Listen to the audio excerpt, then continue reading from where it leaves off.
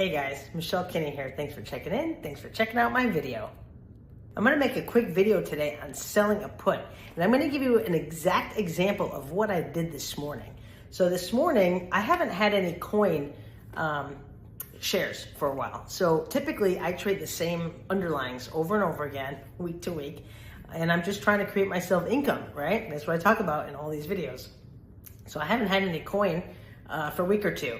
So I sold a coin put this morning, and right now it's, it's 12:15 Eastern time. I did this a couple hours ago, and at the time, I think coin was trading like maybe 388 or something like that. Anyway, I sold a 385 put, and I sold it for $140, right?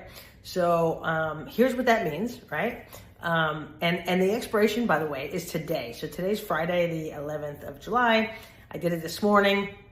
What that means is I was committing to buy 100 shares of coin at 385 if the price stays below 385 when the stock market closes today at 4 o'clock, right? So right now coin is 380, so that means it's in the money. Here's what that means. Right now, if the market was to close, I would have to buy 100 shares at $385, right? But it's trading at 380. So that would mean that I have a short time frame where I have like what we call an unrealized loss, paper loss, right? As I said in previous videos, honestly, I don't really care about paper losses. Here's the only time you ever have to care about paper losses. Number one, if you need to access your money, right? So if you have money in an account and you might need to access like a chunk of it, then a paper loss might be important to you because you might have to liquidate some positions and you might have to take a recognized loss, number one. Number two, paper loss might be important to you if you're using a lot of margin and you don't really understand the impact or the effects of the declines of the underlyings in your portfolio. So what I mean by that, like for example, I'll give you my account as an example. I have like coin, right now it has some Mara, some Meta, some MicroStrategy, some Tesla. Now, I'm using margin, right, to put my trades in. Now you can put trades in and you can not use margin, meaning that you have to have all the cash in your account to back your trades. So typically I use margin. Why? Because I want to, number one, I want to use other people's money, right? Because like when you're creating yourself income using other people's money, it's kind of like the strategy that, Michael Saylor uses for MicroStrategy, right? So he borrows money from the bank and he buys Bitcoin with it. And then, obviously over the long term, Bitcoin and even over the short term, Bitcoin goes up and he makes money. So margin kind of lets you do the same thing. Now that said, there is obviously a risk to using margin because as the market fluctuates and if you're using too much margin and you only have, let's say, a little bit of breathing room, you might say, if the underlyings go down significantly in a short period of time, you can get what's called a margin call. So it's super important to understand how much margin you're using and the effect to which the drops in the underlying prices relevant to your portfolio, how that would affect your portfolio. Now, I am in the process of creating, I have my own spreadsheets and tools that I use to keep track of that sort of thing. But I have been spending a lot of time trying to automate those things, not only for myself, but then also I want to make those branded for other people to use. So, getting back to my example of coin, let me go back to my example. So I sell a 385 put. I got paid $140. And if coin closes at 385 or lower today, when the market closes, I'm gonna buy 100 shares at 385. Well, that's cool, number one. So it's kind of like, here's the thing, guys.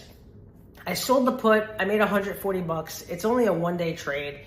And it's kind of like, I don't care if coin closes higher or lower than 385. If it closes lower than 385, then I'm gonna buy 100 shares, which I would wanna do anyway because I like coin. And then what I'm gonna do is turn around and sell a call on Monday.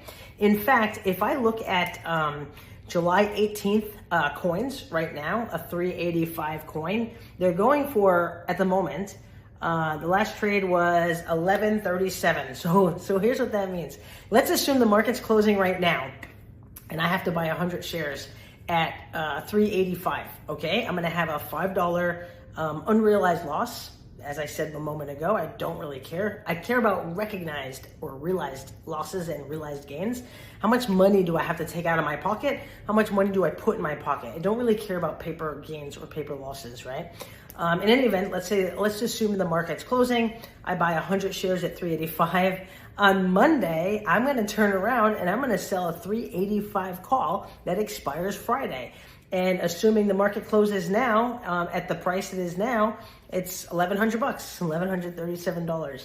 So what would that mean? That would mean that I buy 100 shares today at the close at 385. Monday, I sell a 385 call. I collect another $1,100. I get to keep that. Remember, the premium that we get paid when we sell an option, we keep that no matter what happens, right? So we keep that no matter what happens. And then I'm committing to sell my shares next week by next Friday if the price goes to 385 or higher. So that's cool because I paid 385. Actually, I paid 385.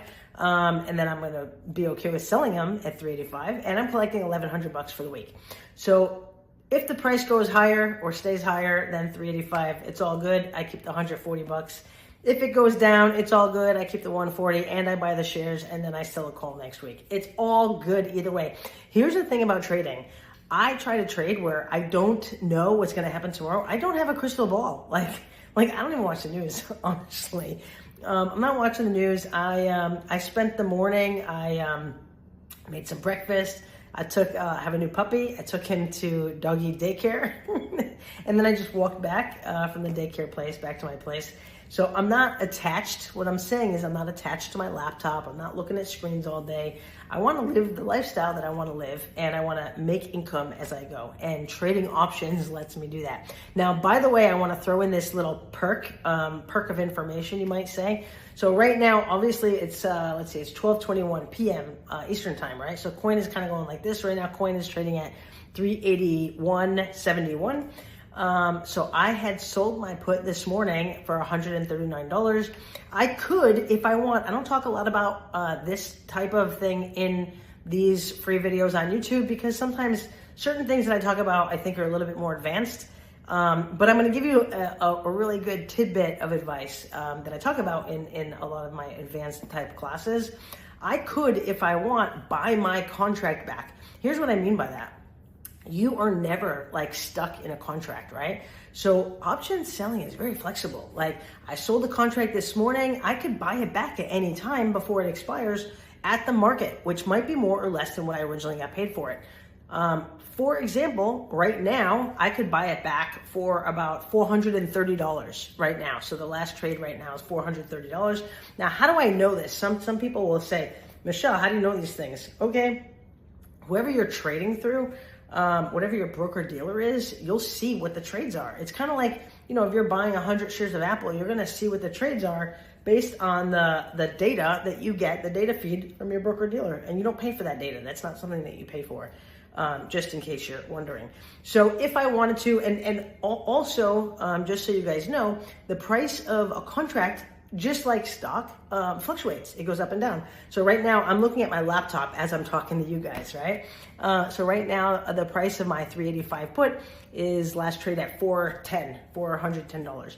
So if I wanted to, I could say to myself, you know what, Michelle, I don't really want to buy that coin. I don't want to buy 100 shares of coin.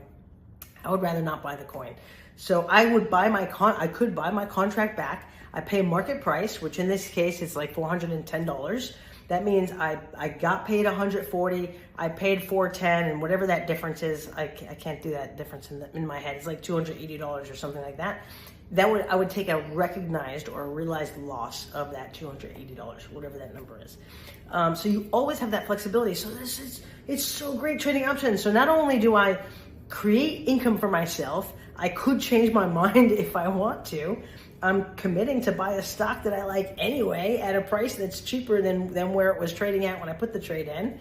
And if I have to buy the stock, I'm going to turn around and sell a call against it next week. Man, life is fucking beautiful. Tell me what you think about these strategies. Do you think they're cool? Do you think they suck? Do you use them? Do you want to use them? What's holding you back from trading? put a comment on my YouTube on this page right here where I'm putting this video. Subscribe to my channel. Every day I'm committed to doing videos like this every single day. This was about 9 minutes, so I give you less than 10 minutes of super good content. If you want to know more, hit me up, message me, and I can set you up with some other programs that I have going on, and then I'm also planning. So anyway, happy trading, happy Friday, and cheers for now.